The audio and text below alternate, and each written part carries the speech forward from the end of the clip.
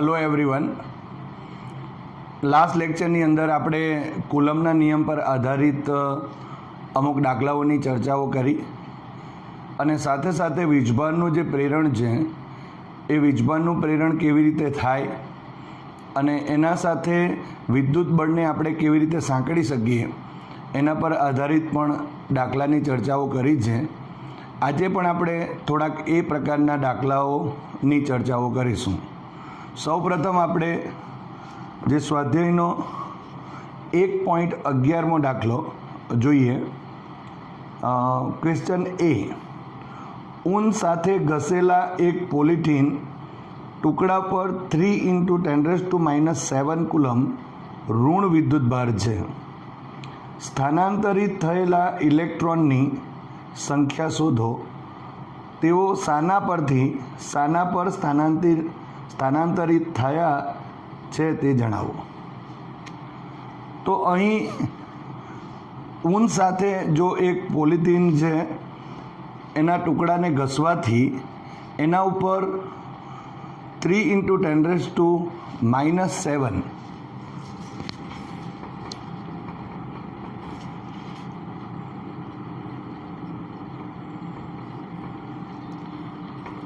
Q is equal to 3 × 10⁻⁷ coulomb જેટલો ઋણ વિદ્યુતભાર અહીં એ પોલિથીનના ટુકડા ઉપર મળે છે। એનો અર્થ એવો થયો કે જે ઊન છે એ ઊન પરથી અમુક ઇલેક્ટ્રોન એ પોલિથીનના ટુકડા ઉપર સ્થાનાંતરિત થાય છે। તો એ કેટલા થાય તેને આપણે શોધી દઈએ।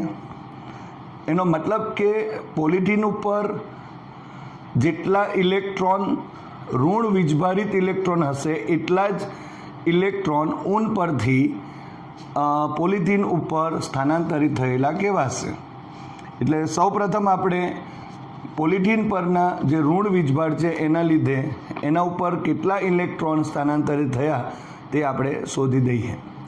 તો અહીં ઇલેક્ટ્રોનનો વિદ્યુતભાર જો આપણે E is equal to -1.6 × 10⁻⁹ coulomb લખાશે। માટે અહીં લખીશું પોલિથીનના ટુકડા પરનો વિદ્યુતભાર capital Q is equal to NE, જ્યાં N એ પોલિથીનના ટુકડા પર આવેલા જે ઇલેક્ટ્રોન્સ છે એ ઇલેક્ટ્રોનની સંખ્યા। માટે એને સૂત્ર કરતા કરીએ તો N is equal to Q / E થશે। સો ઇઝ ઇક્વલ ટુ ક્યુની જગ્યાએ આપણે અહીં આ જે કેપિટલ Q લખ્યો છે અહીંયા તો -3 × 10⁻⁷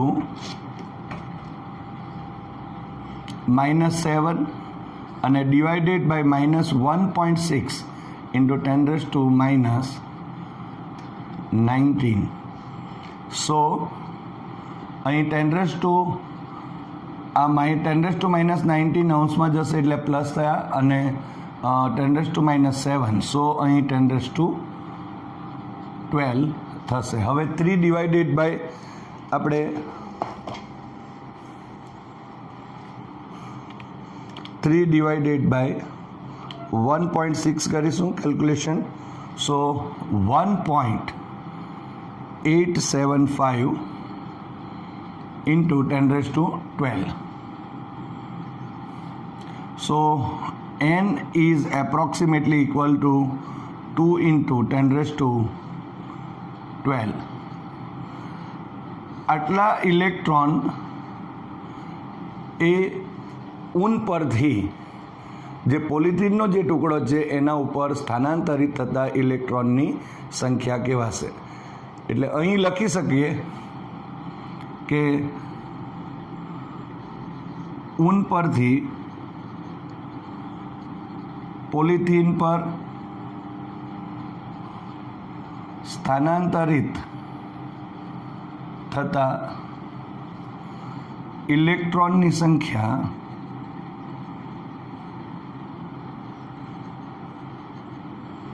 n ઇઝ ઇક્વલ ટુ અહીં ઇઝ એપ્રોક્સિમેટલી ઇક્વલ ટુ 2 × 10⁻12 થશે. તો આ રીતે આપણે કેટલા ઇલેક્ટ્રોન અહીં સ્થાનાંતરિત થયા તે આપણે શોધી શકીએ. હવે ક્વેશ્ચન બીમાં ઊનથી પોલિથીન તરફ દળનું સ્થાનાંતર થયેલ છે. તો આ ક્વેશ્ચન જોઈએ તે પહેલાં અહીં આપણે જે એ ક્વેશ્ચન છે એમાં સંખ્યા શોધી દીધી અને ત્યારબાદ તેઓ શાના પરથી શાના પર સ્થાનાંતરિત થયા, જેની ચર્ચા આપણે કરી છે કે ઊન જે છે એ ઊન પરથી ઇલેક્ટ્રોનનું સ્થાનાંતર એ પોલિથીનના ટુકડા ઉપર થાય છે. હવે ક્વેશ્ચન છે ઊનથી પોલિથીન તરફ દળનું સ્થાનાંતર થયેલ છે.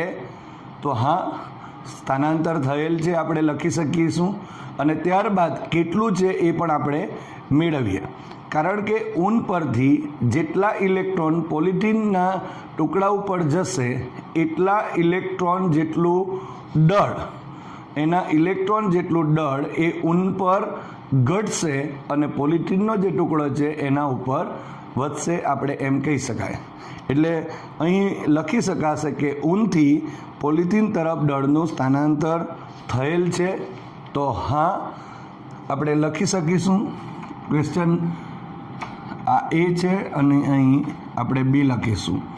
તો હા, ઊનથી પોલિથીન તરફ દળનું સ્થાનાંતર થયેલ છે. અહીં લખીએ કે ઊન પર થી સ્થાનાંતરિત થયેલ ઇલેક્ટ્રોન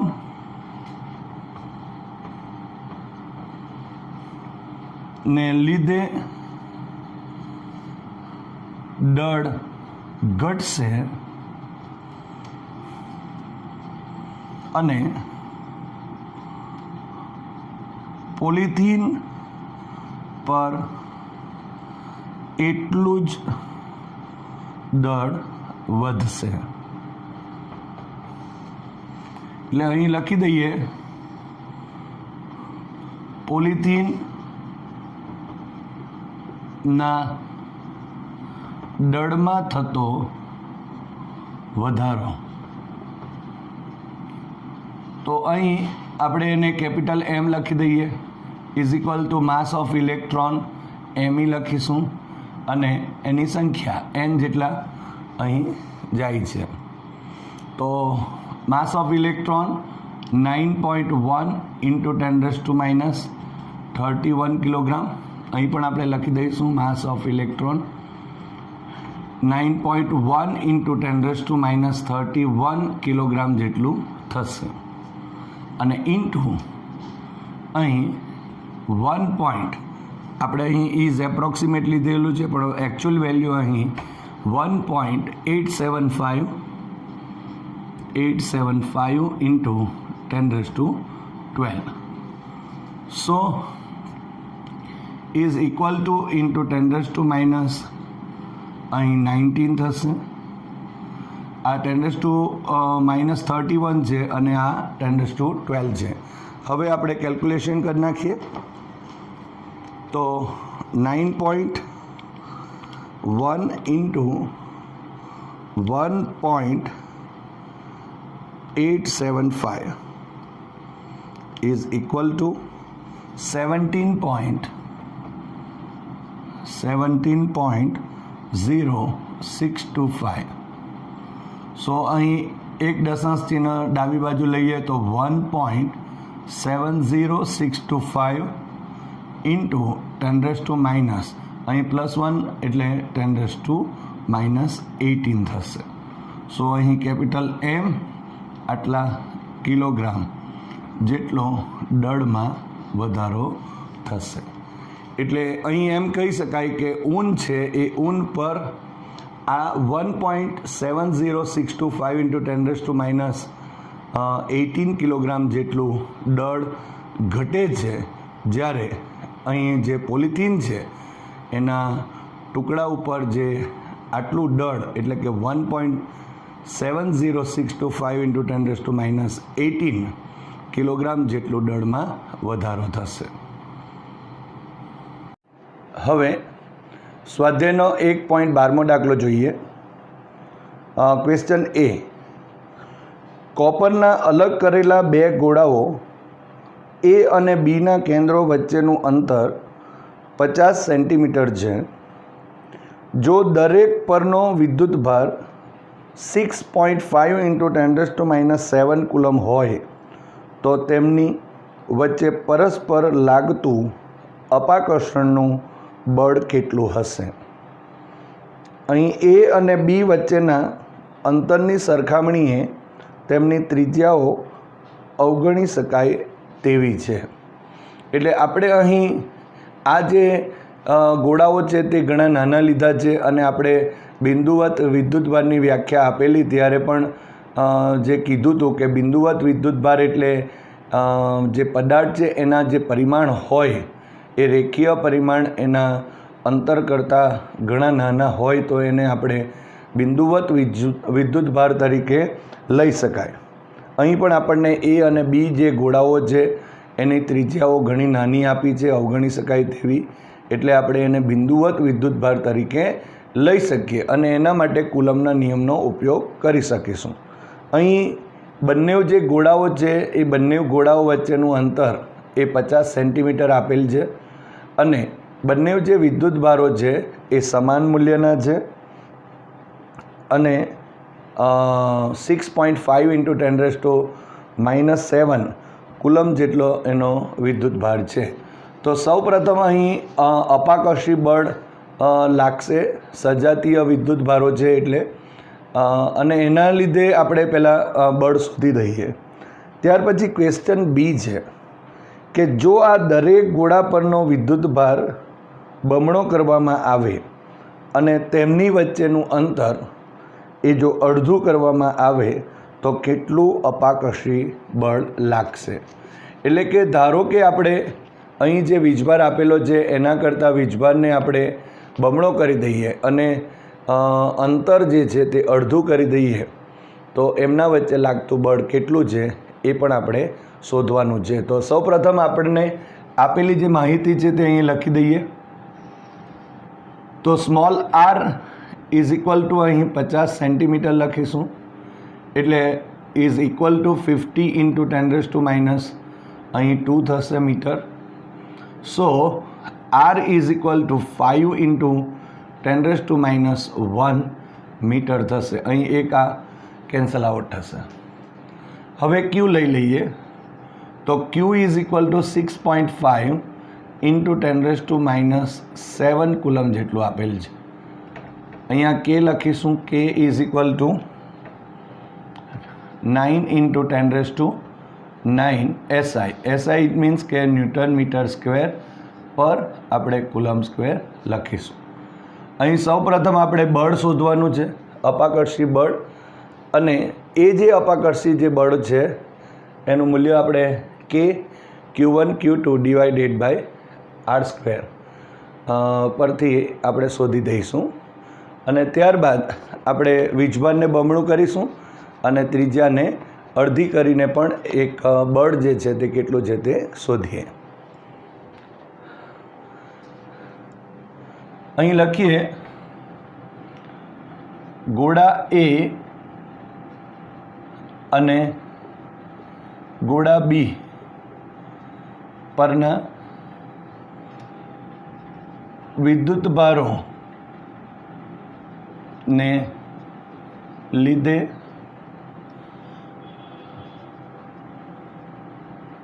ઉદ્ભવતું વિદ્યુત બળ, આ અપાકર્ષી બળ છે, કૌંસમાં આપણે લખી શકાય અહીં F ઇઝ ઇક્વલ ટુ કે Q1 Q2 અને / R². જે આપણે અહીં લખી શકીએ આ Q1 પણ એટલું જ છે અને Q2 પણ એટલું જ છે. So is equal to K QQ અને divided by R². So KQ² divided by R² જેટલું થશે.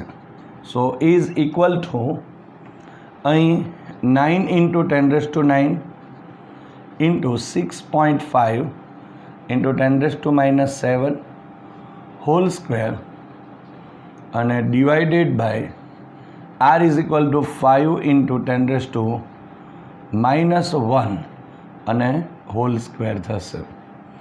બને ત્યાં સુધી આપણે અહીં ઘાતાંક સ્વરૂપમાં જો લખી દઈએ તો એટલું આપણા માટે ઇઝી થશે. So is equal to 9 into 10⁹ into 6.5 into 6.5, so 42.25 into 10⁻14 અને divided by 25 into 10⁻2 થશે. તો અહીં તમે જોઈ શકો છો કે આ 9 અને આ અંશમાં જશે એટલે +2 થશે એટલે 11 અને 10⁻13 છે. સો અહીં આપણે લખી દઈશું 10⁻3 થશે.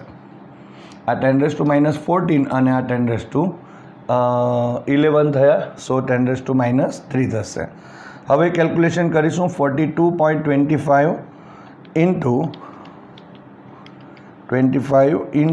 9 અને ડિવાઇડેડ બાય 25.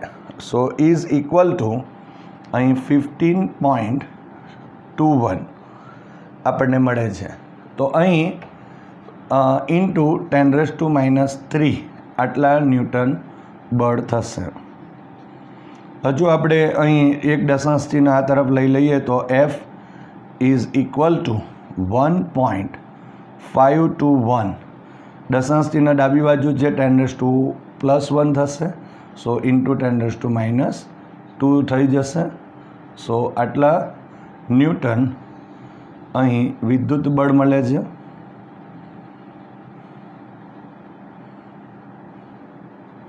અને એ બળ જે છે એ અપાકર્ષી છે, કારણ કે સજાતીય વીજભારો છે માટે અપાકર્ષી બળ મળશે. તો આ રીતે આપણે ક્વેશ્ચન એ મેળવી શકાય. હવે ક્વેશ્ચન જે બી છે એ ક્વેશ્ચન બીમાં જો વીજભારનું મૂલ્ય બમણું કરી દેવામાં આવે અને અંતરને અડધું કરવામાં આવે છે, એટલે અહીં જો આપણે લખીએ તો સૌપ્રથમ અહીં લખીશું વિદ્યુત ભાર. હવે વિદ્યુત ભારનું મૂલ્ય બમણું કરતા એને Q' નામ આપી દઈશું. Q' is equal two 2Q.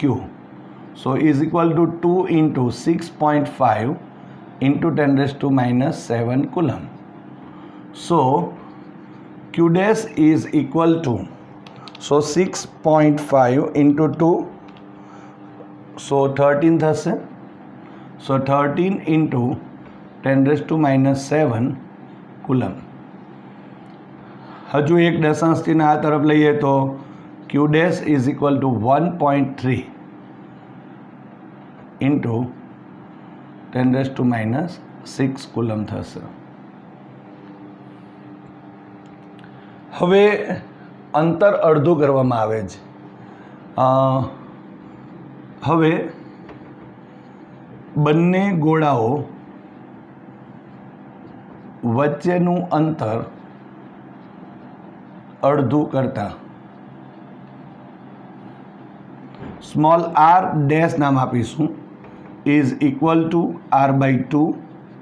So is equal to અહીં 5 into 10⁻⁻1 સોરી અહીંયા -1 છે અને ડિવાઇડેડ બાય 2 લખી દઈએ તો is equal to 2.5 into 10⁻1 metre જેટલું થશે. ફરી એકવાર બંને ગોળાઓ વચ્ચેનું અંતર અડધું થાય છે માટે r/2. r is equal to 5 into 10⁻1 metre. So 5/2 it means કે 2.5 ઇન્ટુ 10⁻⁻1 મીટર જેટલું થશે. તો હવે આ બંને વચ્ચે લાગતું જે બળ છે તે આપણે શોધી દઈએ. માટે હવે બંને ગોળાઓ પરના વિદ્યુત ભારો વચ્ચે લાગતું વિદ્યુત બળ એને F ડેશ નામ આપીશું is equal two K Q dash અને એનો વર્ગ થશે. અહીં Q ડેશનો વર્ગ થયો અને divided by R dash whole square થશે. સો ઇઝ ઇક્વલ ટુ અહીં 9 ઇન્ટુ 10⁻9 ઇન્ટુ અહીં 1.3 ઇન્ટુ 10⁻6 હોલ સ્ક્વેર અને divided by 2.5 into 10⁻1 whole square થશે. તો અહીં is equal to 9 into 10⁻9 into 1.3 into 1.3 so 1.69 into 10⁻12 થશે. અહીં 6 દુ 12 થયા અને ડિવાઇડેડ બાય અહીં 2.5 ઇન્ટુ 2.5 એટલે 6.25 સો 6.25 ઇન્ટુ 10⁻2 થશે. સો અહીં 11 છે, આ 9 પ્લસ 2 11 થયું અને અહીં 10⁻1 થશે એટલે +11 અને -12 સો ઇઝ ઇક્વલ ટુ ઇન્ટુ 10⁻1 થશે. સો હવે કેલ્ક્યુલેટ કરીએ તો 9 ઇન્ટુ 1.69 અને divided by 6.25 so is equal to અહીં 2.4336 2.4336 ઇન્ટુ 10⁻1. તો આ રીતે આપણે આટલા જે ન્યૂટન છે એ બળ અહીં લાગશે. અને આ જે બળ છે એ બળ બી અપાકર્ષી બળ જ મળશે, કારણ કે બંને જે વીજભારો છે એ સજાતીય છે અને સજાતીય વીજભારો હોવાથી બંને વચ્ચે લાગતા જે બળો છે એ અહીં અપાકર્ષી બળ જ થશે.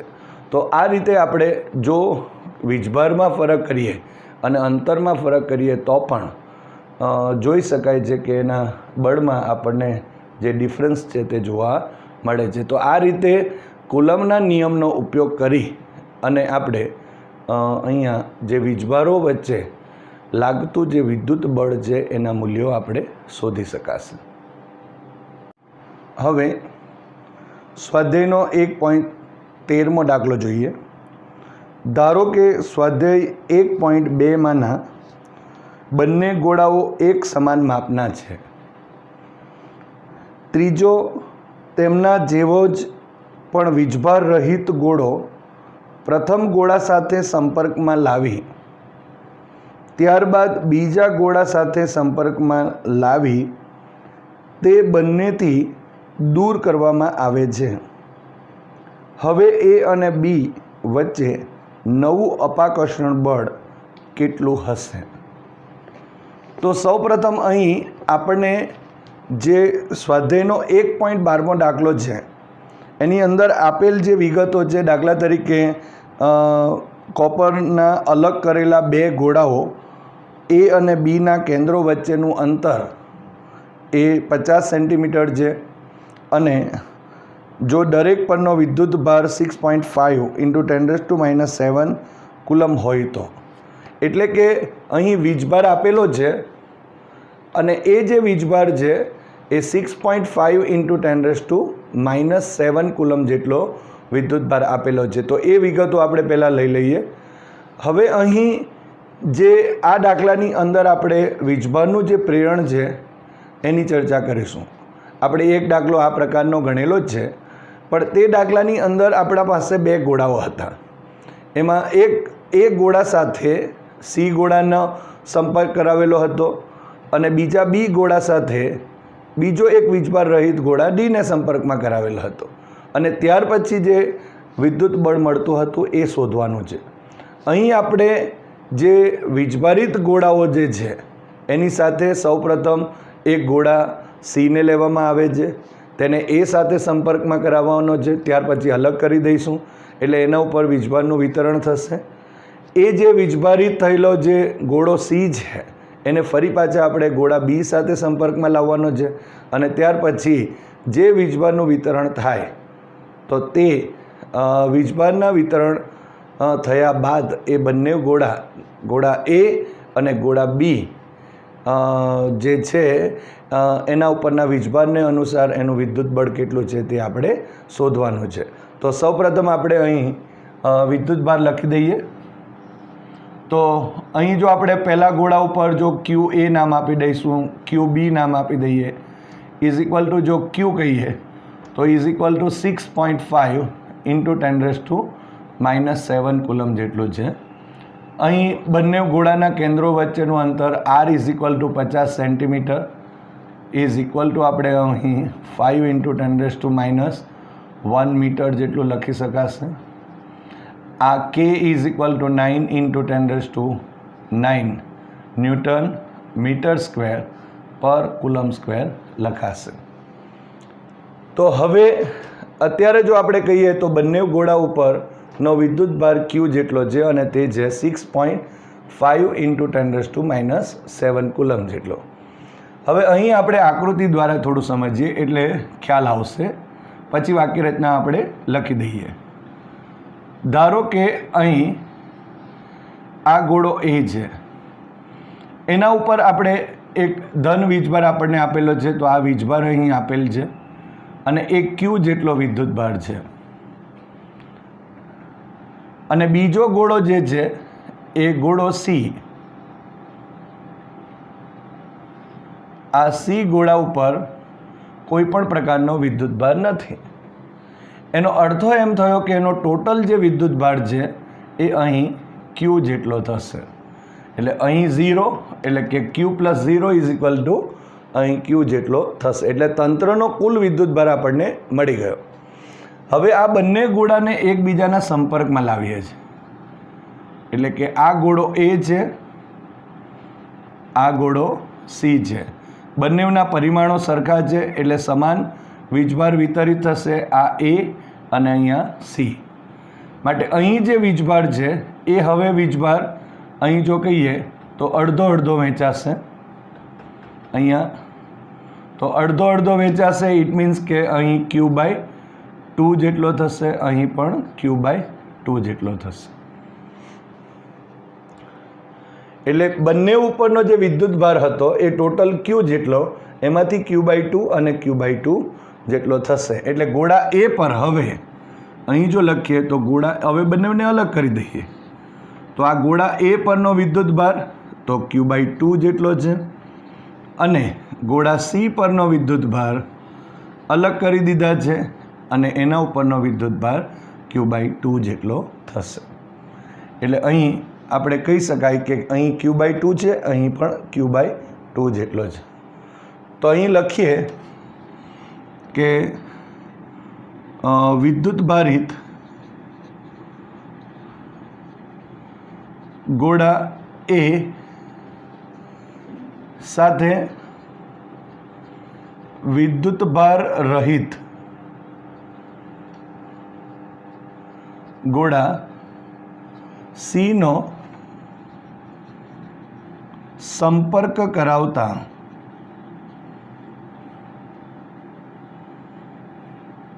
સંપર્ક કરતા દરેક ગોળા પરનો વિદ્યુત ભાર, ધારો કે અહીં લખી દઈશું Q1 ડેશ અથવા Q1 નામ આપી દઈએ, is equal two Q/2 two થશે. એટલે અહીં એ પરનો વિદ્યુત ભાર પણ Q/2 જેટલો છે અને સી પરનો વિદ્યુત ભાર પણ અહીં Q/2 જેટલો થશે. હવે આ જે વીજભારિત ગોળો છે Q/2 જેટલો વીજભારિત થયો, એ ગોળાને હવે ગોળા બી સાથે સંપર્કમાં લાવવામાં આવે છે. એટલે અહીં લખીશું, ધારો કે આ રીતે આપણે વિચારીએ, ગોળા બી પર બી એટલો જ વિદ્યુત ભાર હતો. અહીં આપણે આકૃતિ દ્વારા સમજીએ તો આ બી છે અને અહીં આપણે સી ગોળો છે, જેના ઉપરનો વિદ્યુત ભાર હવે કેટલો છે? Q/2 જેટલો છે. અને આના ઉપરનો વિદ્યુત ભાર કેટલો છે? તો Q જેટલો છે. એ તો શરૂઆતમાં જ Q જેટલો હતો. એટલે હવે જે ટોટલ વિદ્યુત ભાર થયો એ આ બેનો સરવાળો થશે. એટલે અહીં જો આપણે લખીએ તો ઇઝ ઇક્વલ ટુ લખીશું તો total Q plus Q/2 is equal to અહીં 3Q/2 જેટલો વિદ્યુત ભાર છે. તો ટોટલ વિદ્યુત ભાર કેટલો થયો? અહીં 3Q/2 જેટલો થશે. હવે આ બી અને સીનો સંપર્ક કરવામાં આવે છે. એટલે બી અને સીનો સંપર્ક કરીશું એટલે બંને ઉપર અડધા અડધા ગોળાઓ, અડધો અડધો વીજભાર વિતરિત થશે. એટલે આ રીતે જો આકૃતિમાં સમજાવી શકાય કે હવે આ બી અને સી, આ બી છે, અહીં સી છે, અહીંયા બંનેનો સંપર્ક કરાવીએ તો બંને ઉપર આનો અડધો અડધો, એટલે અહીં જો આપણે લખીએ તો અડધો અડધો એટલે 3Q/2 તો છે જ, એનું અડધું. ઇટ મીન્સ કે 3Q/4 થશે. તો બંને ઉપર 3Q/4 જેટલો વિદ્યુત ભાર વહેંચાશે. તો અહીં આપણે લખી દઈશું 3Q/4 અને અહીં પણ લખાશે 3Q/4 જેટલો થશે. એટલે ટોટલ આપણા પાસે અત્યારે 3Q/2 જેટલો છે, કારણ કે આના ઉપરનો Q જેટલો વત્તા આના ઉપરનો પ્લસ Q/2 જેટલો છે. સો ટોટલ આપણા પાસે 3Q/2 જેટલું થયું. હવે બી અને સીને સંપર્કમાં લાવીએ છીએ એટલે જે ટોટલ હતું એનું અડધું અડધું વહેંચાશે, કારણ કે બંને ગોળાઓ જે છે એ સમાન પરિમાણના છે. અહીં જો આપણે કહીએ તો 3Q/4 અહીં બી પર અને અહીં 3Q/4 એ આ સી ગોળા ઉપર વીજભાર વિતરિત થશે. હવે બંનેને અલગ કરી દઈએ તો અહીંયા બંનેને અલગ કરીશું તો આ બી જે ગોળો છે એના ઉપર 3Q/4 અને સી ગોળો છે એના ઉપર પણ 3Q/4 જેટલો વીજભાર વિતરિત થશે. તો અહીં આપણે લખી દઈએ કે હવે વિદ્યુત ભારિત ગોળા બી સાથે ગોળા સીનો સંપર્ક કરતા દરેક ગોળા પરનો વિદ્યુત ભાર, એને નામ આપી દઈશું Q2 ઇઝ ઇક્વલ ટુ અહીં 3Q/4 થશે. એટલે આ જે છે એ બી પરનો પણ એટલો જ છે અને અહીં સી પરનો પણ એટલો જ વિદ્યુત ભાર થશે. એટલે એનો મતલબ એમ થયો કે એ પરનો વિદ્યુત ભાર એટલે આ બી પરનો વિદ્યુત ભાર એટલે અહીં 3Q/4. આ બંને વીજભારો વચ્ચેનું અંતર કેટલું છે તો 50 સેન્ટીમીટર હશે. તો એ બંને વચ્ચે લાગતું જે અપાકર્ષી બળ છે તે હવે શોધી દઈએ. તો અહીં લખીએ કે હવે Q1 અને Q2 વિદ્યુત ભારિત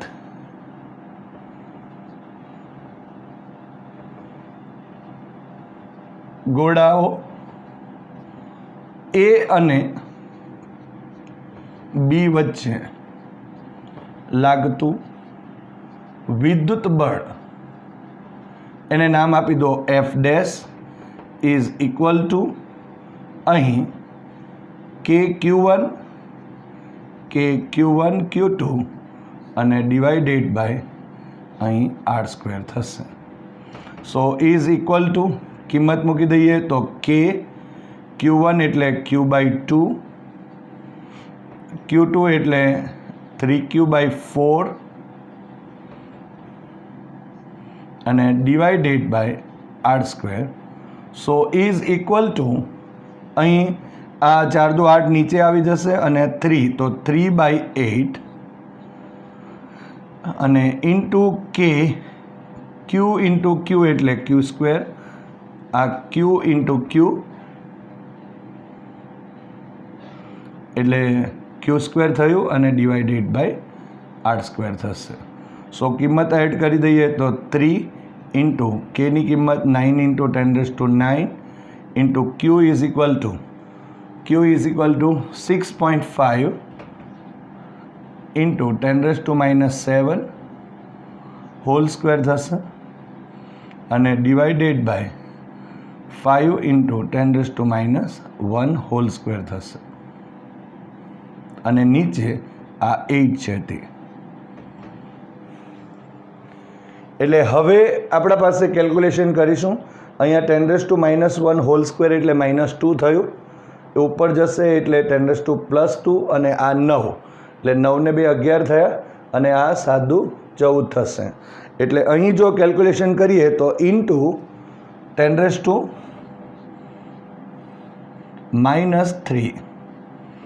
આ 10⁻³ થયા.